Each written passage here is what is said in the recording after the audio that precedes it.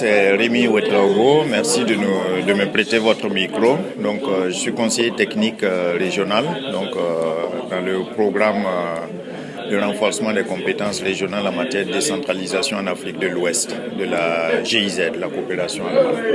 Est-ce que vous pouvez nous présenter la GIZ et quel rôle il a joué lors de ces études qui ont été menées au Mali? Mais disons que la GIZ, en fait, c'est la coopération technique allemande. Donc, je ne parlerai pas au nom de la GIZ, mais peut-être beaucoup plus sur le programme régional. Et en fait, ce programme régional accompagne donc 7 pays et en matière de renforcement des capacités, donc des associations de pouvoirs locaux, des centres d'institutions de formation et aussi dans les réflexions sur la décentralisation financière. Et dans le cadre de cette mission au Mali, l'idée c'était de faire partager l'expérience du Mali en matière de fonction publique territoriale avec les autres pays. Quelles sont les perspectives espérées au-delà de cette Bien, dans toute expérience et dans tout processus de partage de savoir, en fait, l'idée, c'est de faire en sorte que les différents pays qui sont engagés dans ce processus puissent profiter des expériences les uns des autres. Et surtout, en termes de perspective, nous disons que le Sénégal, qui est un pays très avancé en fait par rapport au processus de décentralisation,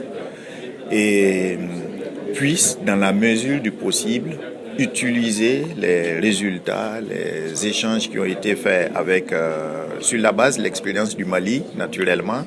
mais il ne faut pas oublier qu'il y avait aussi les autres pays qui avaient des expériences aussi qui ont été partagées, que le Sénégal puisse tirer profit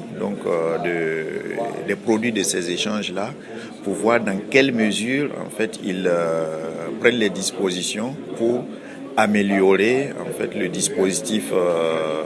institutionnel en ce qui concerne la fonction publique territoriale, en ce qui concerne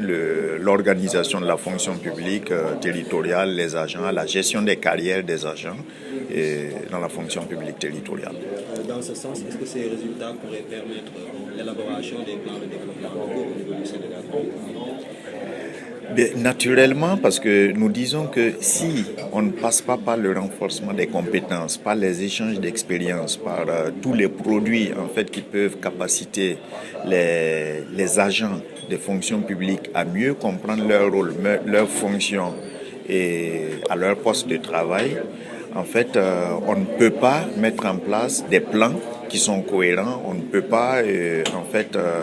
opérationnaliser après les produits des réflexions qui sont faites autour du développement des collectivités territoriales.